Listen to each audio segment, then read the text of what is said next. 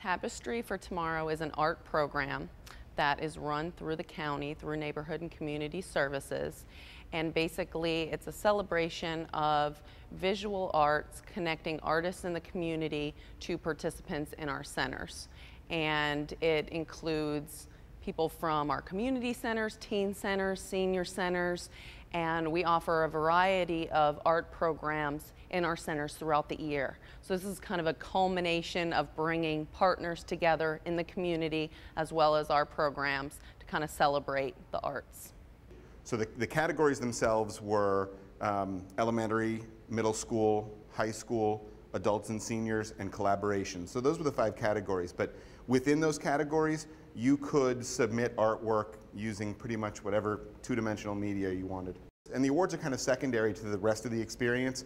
The opportunity just to get your work shown here at the Government Center for pretty much the month of April was really the goal.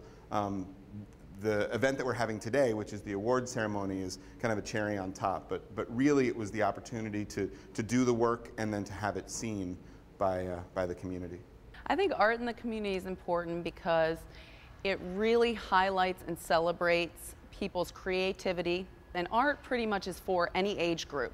So really it kind of is an inclusion program where anybody that wants to participate can and really showcase their talents. Any of the neighborhood and community services centers, the community centers, the senior centers throughout the county, the teen centers, any of those facilities will have information on Tapestry for Tomorrow.